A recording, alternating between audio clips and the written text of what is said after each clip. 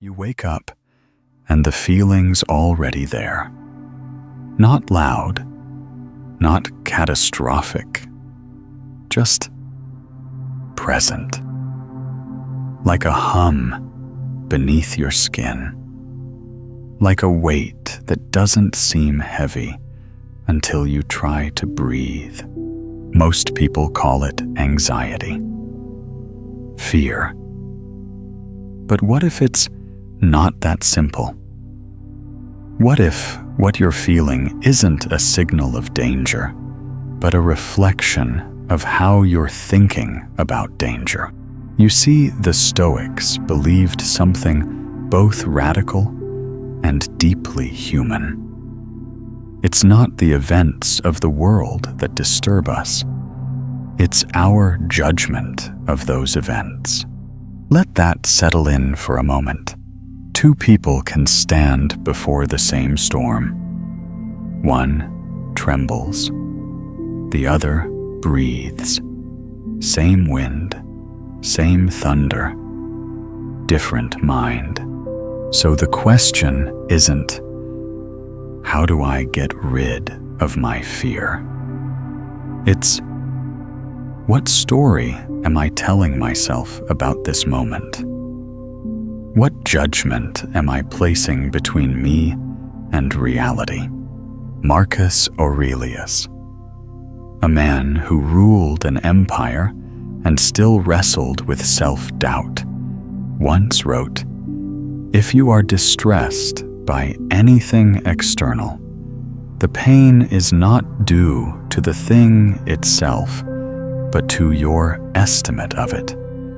And this you have the power to revoke at any moment." Revoking fear. What an idea. Not by denying it, not by pretending it's not there, but by shifting your perception of what it means. You fear what you think will break you. You fear what you imagine you can't handle. You fear losing control when really, you never had it in the first place. And that's the quiet liberation. To know that fear is often your mind, rehearsing pain that hasn't happened and may never happen at all. So what if you stopped rehearsing? Imagine this. You're about to speak in front of a crowd. Your heart thumps. Your hands sweat.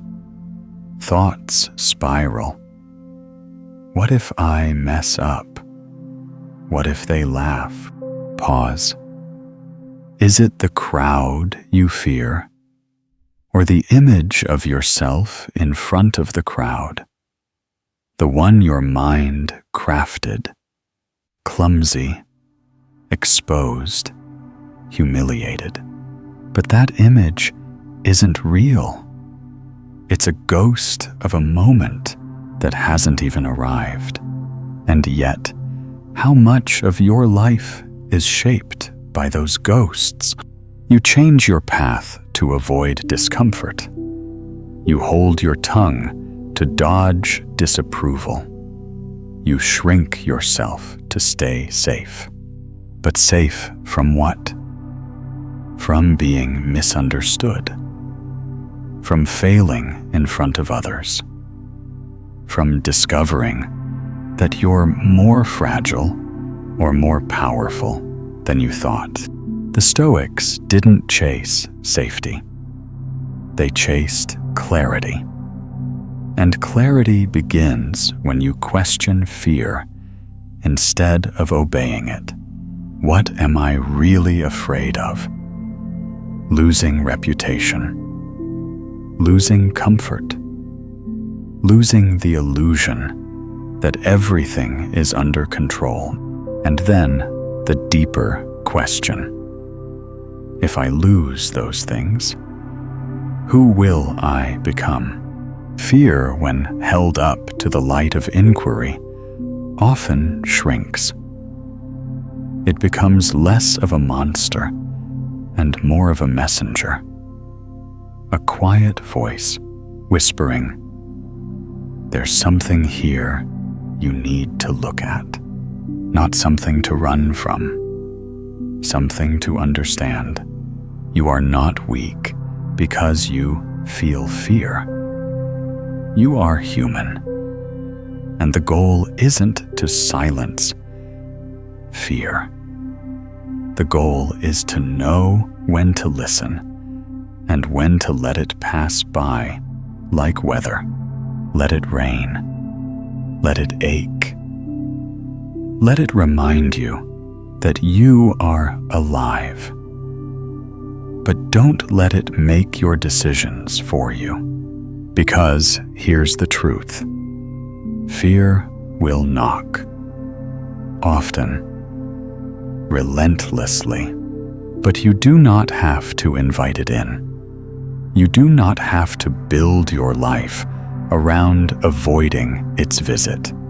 You can learn to sit with it, not in resistance, but in recognition that behind every tremor of anxiety is often just a part of you trying to protect the rest of you. Thank it. Then ask, is this the story I want to live by? Because when perception changes, everything changes. And sometimes the only thing standing between you and peace is the belief that fear has the final word. It doesn't. You do. And if this spoke to something quiet in you, if a part of you feels seen, or just a little more still than before, then stay close. This space was made for minds like yours. You're not alone here. Not now. So if you wish, you can linger or return whenever you need. There's more. Always more. You may not notice it at first, but it's there. In the way you hold your breath before you check your phone. In the tension behind your smile. In the way your thoughts keep rehearsing futures that haven't happened yet. Anxiety lives in the waiting room between now and next. It thrives on what might go wrong. It builds castles out of questions and fills them with shadows. And still, you walk through them every day, wondering why you feel so tired. The Stoics had a question for this. Is this within your power? Not rhetorically, not as a dismissal, but as a compass.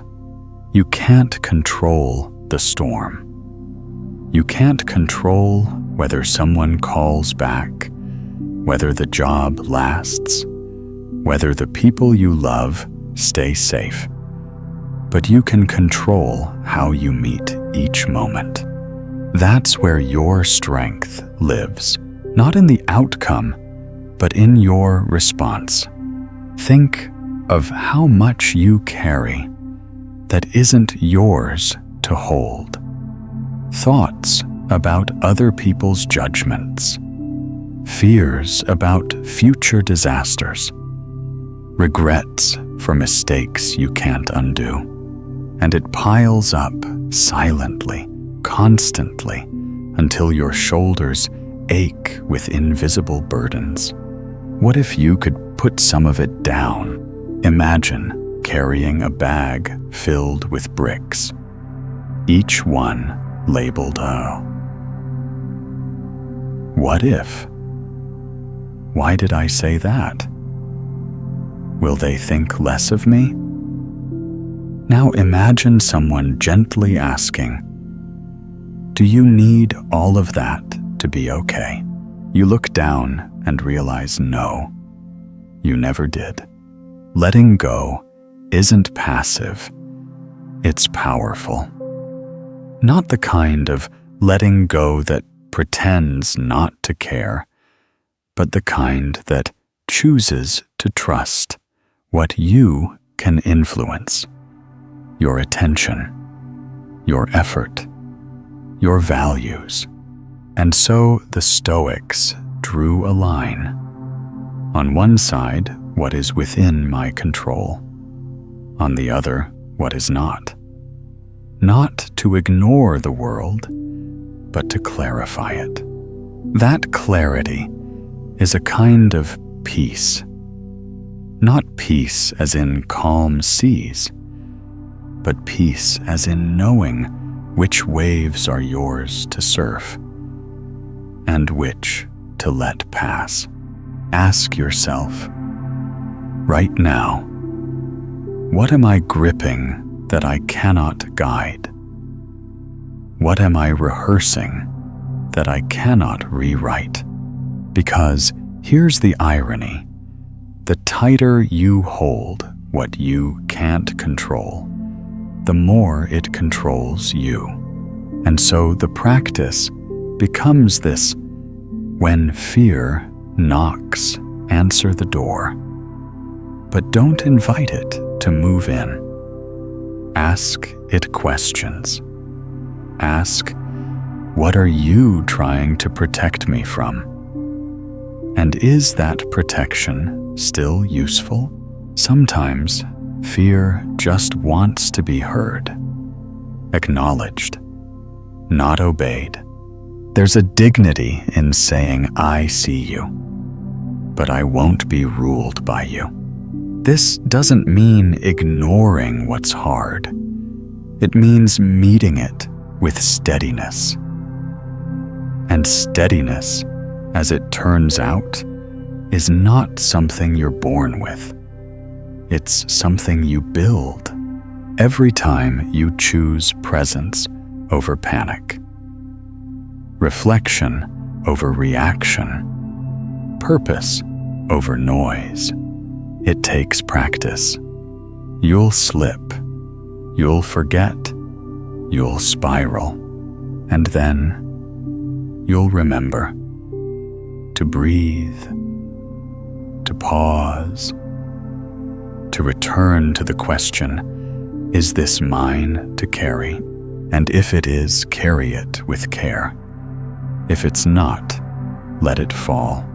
Not everything that weighs you down is yours to hold.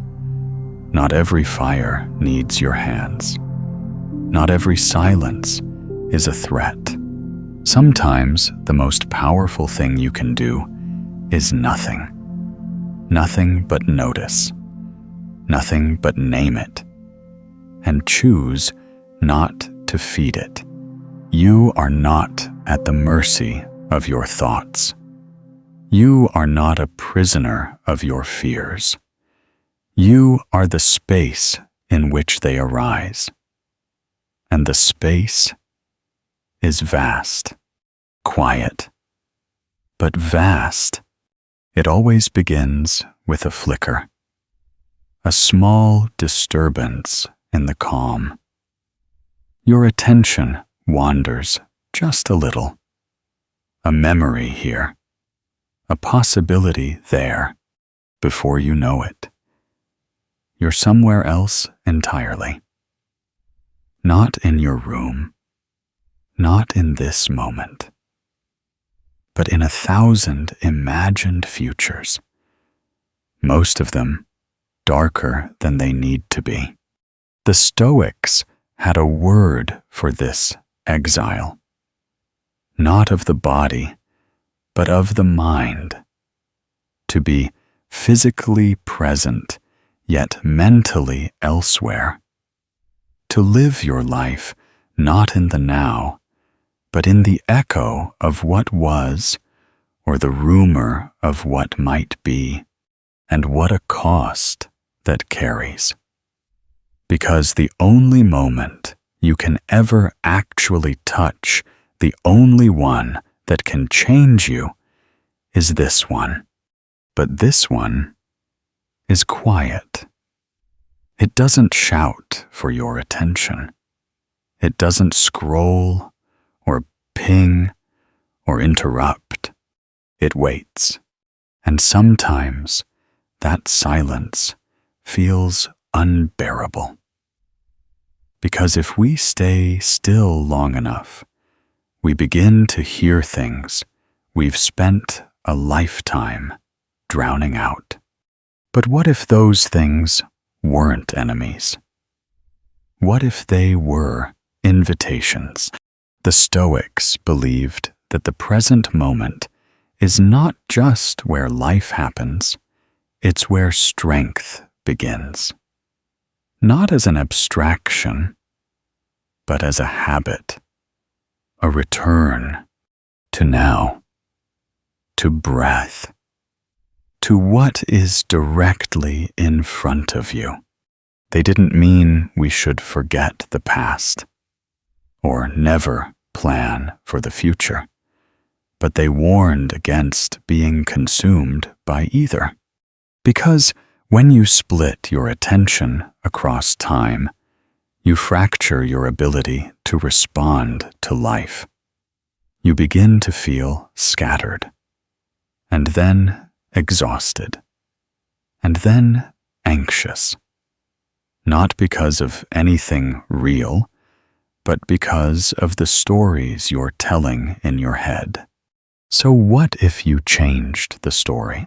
Instead of, I should have, you said, I'm here. Instead of, what if, you said, this is. Try it. Right now. Whatever you're feeling, notice it. Not to fix it, not to fight it, but to feel it fully, without judgment. That is presence. And presence is a kind of power. It sounds simple, but it is not easy, because the mind resists what it can't control.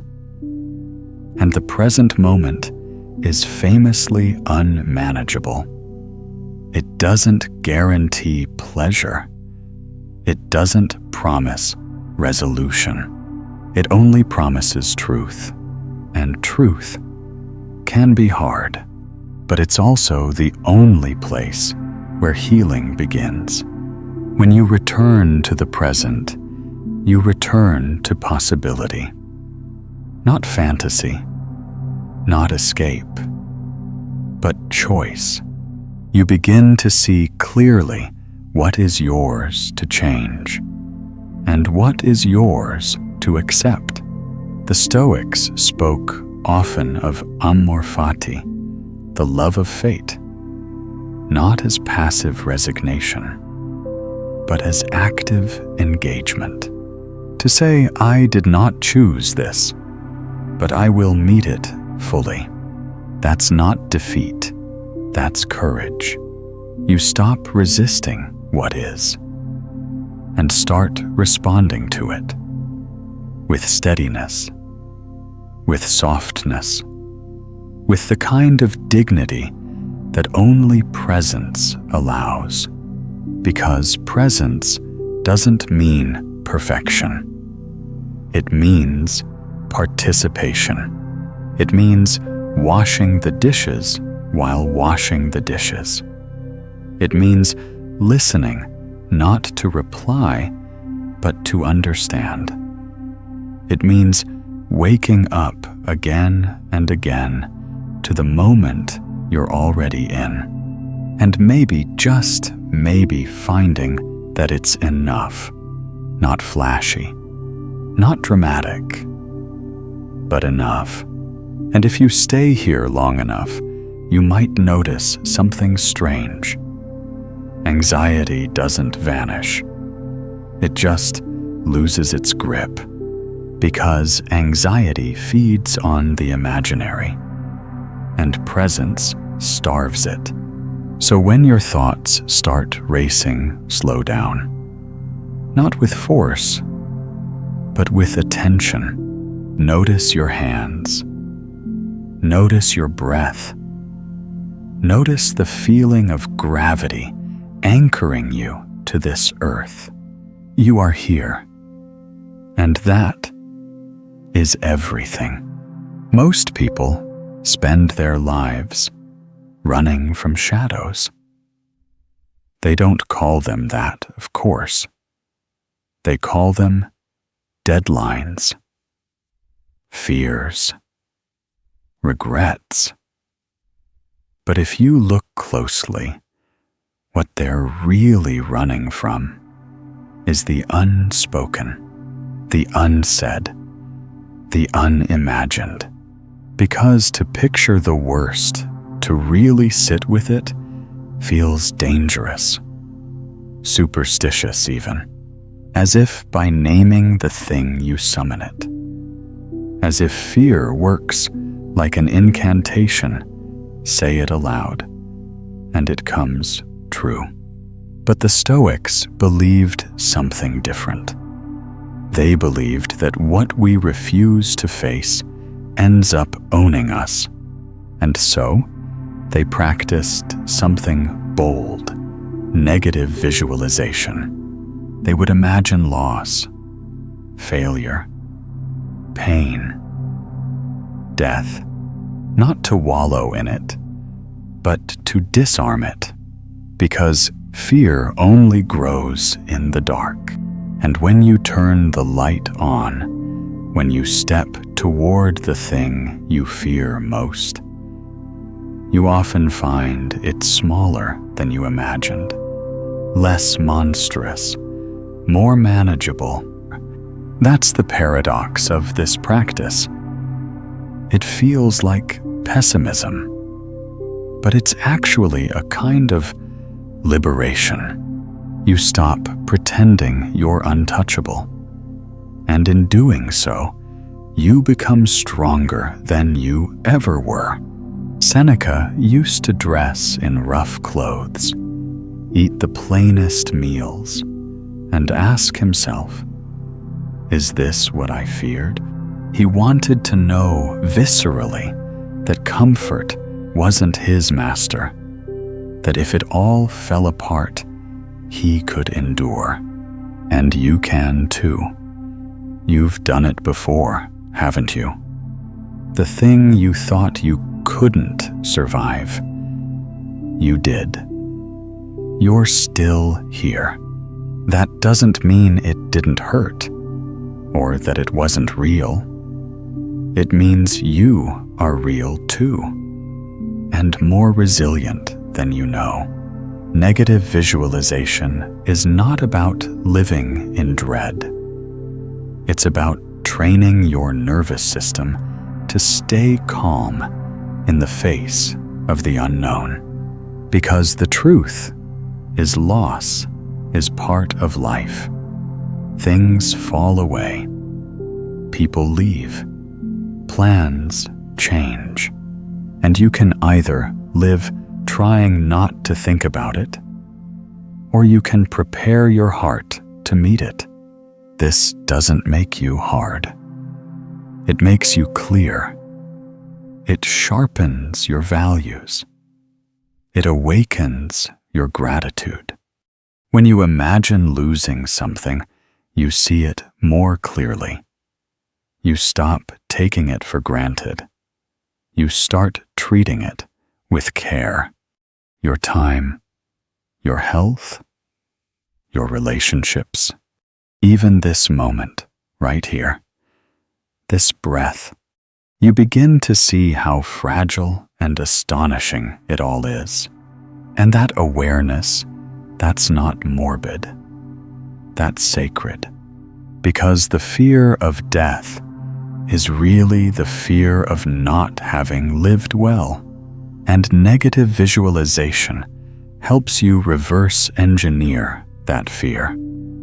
It asks, if I knew this could be lost, how would I love it?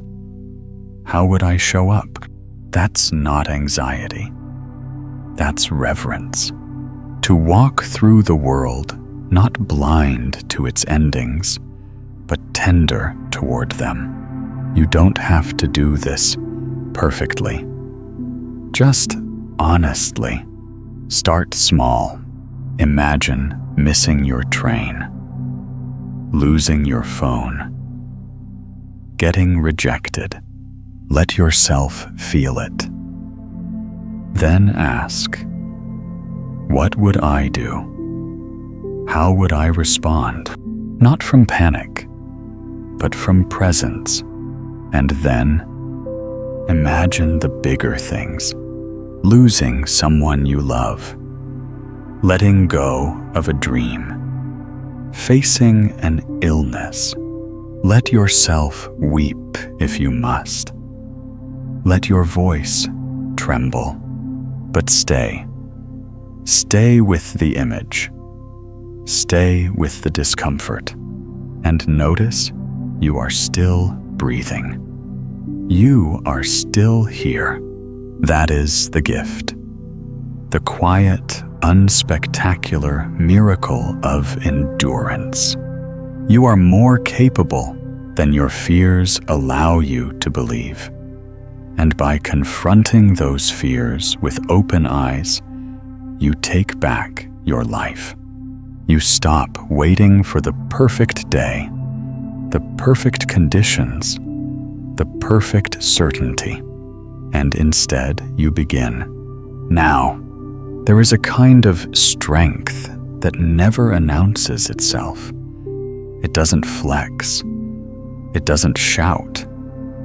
It simply endures.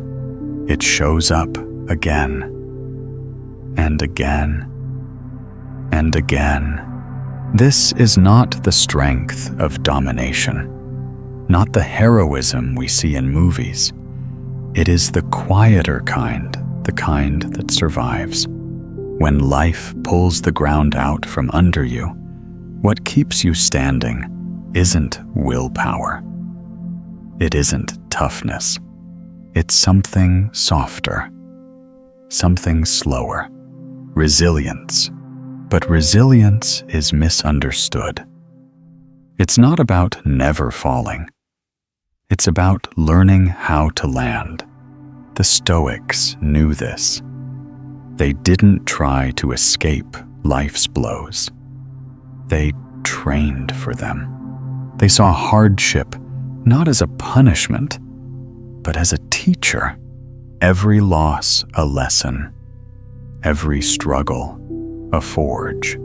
Seneca wrote, "No man is more unhappy than he who never faces adversity, for he is not permitted to prove himself." Can you feel that? How the real measure of a person isn't what they avoid, but what they survive. Maybe you've forgotten how much you've already endured. The breakups, the nights you couldn't sleep, the losses that split you open, and still you found a way to go on. Not because it was easy, but because somewhere inside you was the belief, however faint, that this pain was not the end of your story. That matters. It means that pain didn't defeat you. It refined you, like fire tempers steel, like time shapes stone. You became more yourself through what you faced. And that's what Stoicism invites us into. Not the denial of emotion, but the strengthening of character. Not avoidance, but alignment. You prepare. You show up. You fall. You rise. You live with the knowledge that life doesn't owe you ease, but it does offer you chances to grow. Endurance is a muscle, one you build every time you keep going when you don't want to. When the day is heavy and your body is tired and the answers aren't clear, but you still take the next step. That is resilience. That quiet refusal to give up on yourself. On the moment, you don't need grand victories. You need small faith, the kind that whispers, I don't know how this ends, but I'll keep moving anyway. And if that's all you can do, that's enough. Because most of life is not about leaping. It's about staying. Staying with the discomfort. Staying with the process. Staying with yourself, even when it's not easy. Especially when it's not easy. That's where transformation happens. And yes, there will be moments when you want to retreat, to numb, to give up. That doesn't make you weak. It makes you human. But remember, every time you endure with grace, with presence, with compassion, you teach your nervous system that it can hold more than it thought. You become the calm in your own storm, the ground beneath your own feet. So when life asks more of you, as it inevitably will, you'll meet it with a quiet strength. Not because you're unshakable, but because you've been shaken before and chose to remain. That's real power. That's the kind no one can take from you. And if you're tired, now, if you're hurting, don't rush. Just rest. Gently. Right here. Let the silence hold you. Let the breath return. Then when you're ready, stand up again. No fanfare. No applause. Just the soft courage of someone who refuses to disappear. That's resilience. And it lives in you. There's a certain kind of pain that doesn't scream. It lingers. The ache of wanting something so deeply and watching it slip through your fingers. A project that didn't pan out. A person who didn't stay. An effort that wasn't enough. And in that quiet disappointment, a question always rises. What was it all for? The Stoics would not rush to answer. They would sit beside that question. Let it breathe. Let it burn, because they knew that not all efforts lead to outcomes. Some just lead to growth. And that's enough. But we're not taught to think that way. We are raised in a world of metrics and milestones where success is measured by what you get, not who you become. And so we suffer not just from failure, but from the pressure to never fail. But Epictetus reminds us, some things are up to us, and some things are not. Our choices, ours. Our preparation, ours. Our values, our actions, our character, ours. The outcome, not ours. It seems so simple. But letting go of results, that's a kind of death. The death of control. The death of ego. And yet, in that letting go, something swifter is born. Peace, not apathy, not resignation, but the deep, enduring peace that comes from anchoring your life in process, not product. The painter paints because something in her needs to, not because the world will understand, not because the gallery will approve. The parent shows up because love requires no guarantee. The runner runs because motion is the offering. What would shift in your life if you stopped asking, "Will this work?" and started asking, "Is this true to me?" What if the metric wasn't applause, but alignment? What if success was simply doing the next right thing with care? There's power in that. Quiet power. To give your all and release the rest. To show up fully and let the chips fall where they may. This isn't detachment from life. It's devotion to it. You can still care deeply. You can still want things, but you no longer make your worth contingent on their arrival. And in that shift, you gain back your sovereignty. No longer a prisoner to outcomes, you become a steward of action. You ask, not, "What will I get if I try?" but "Who will I become if I do?" This is how you build a life that's unshakable, not because it never falters, but because it is rooted in the only thing you can ever truly control: how you live, how you respond, how you love, how you strive. That is yours. The rest you let go, not out of weakness, but out of wisdom. You realize that control is a mirage, that the only thing worse than failure is the fear of it keeping you frozen. So move, act, speak, try, and then release. Let the silence hold what comes next. Let the world unfold as it will. You've done your part, and that's enough. Courage rarely looks like it does in the movies. It's not loud, not cinematic. It doesn't come with swelling music or slow motion scenes.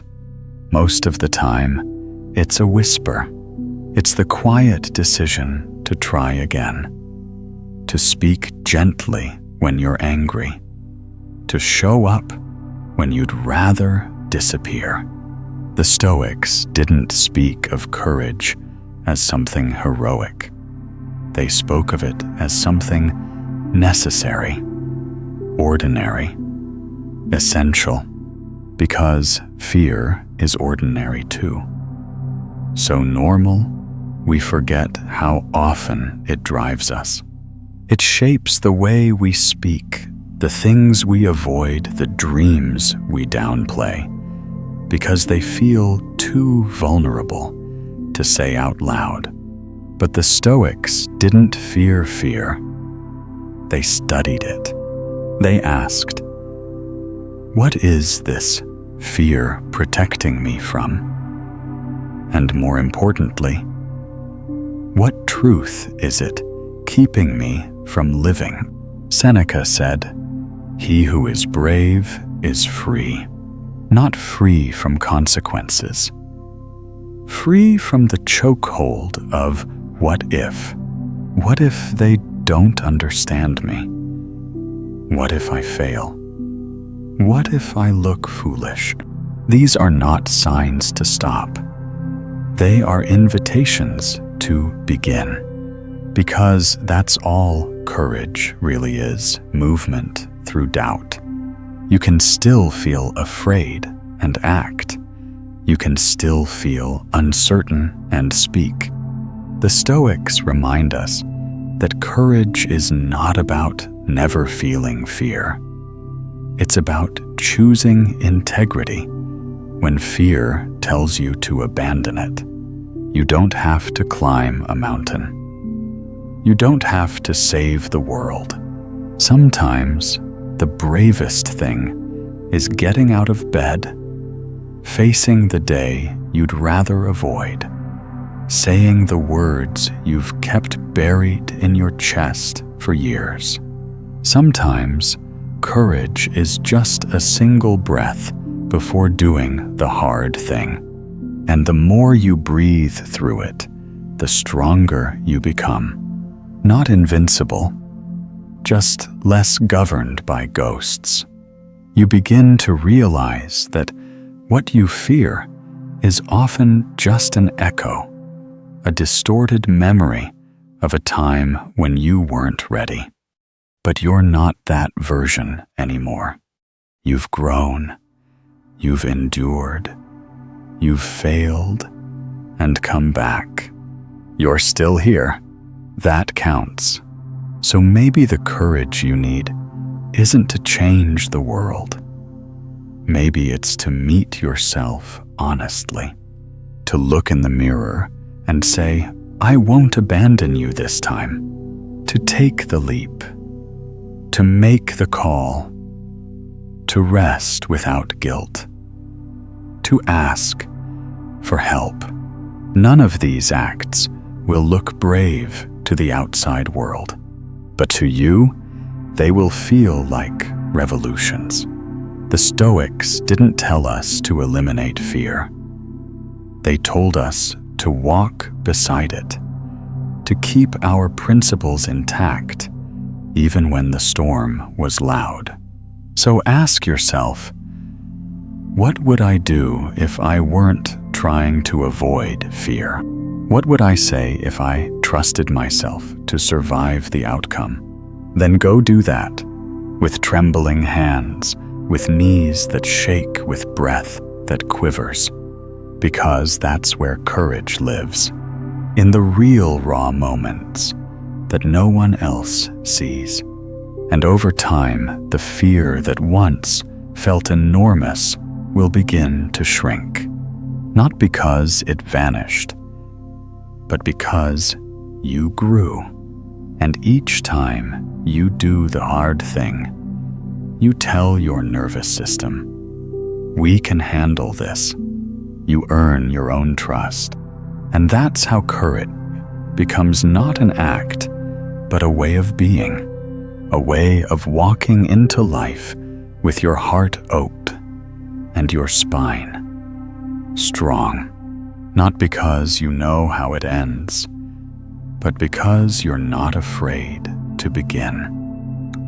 If you'd like a quiet space to keep building that kind of courage, you're welcome here anytime. And if this whispered path spoke to you, gently tap that like button, share it with someone who walks quietly too, and subscribe for more stories that don't shout, but echo.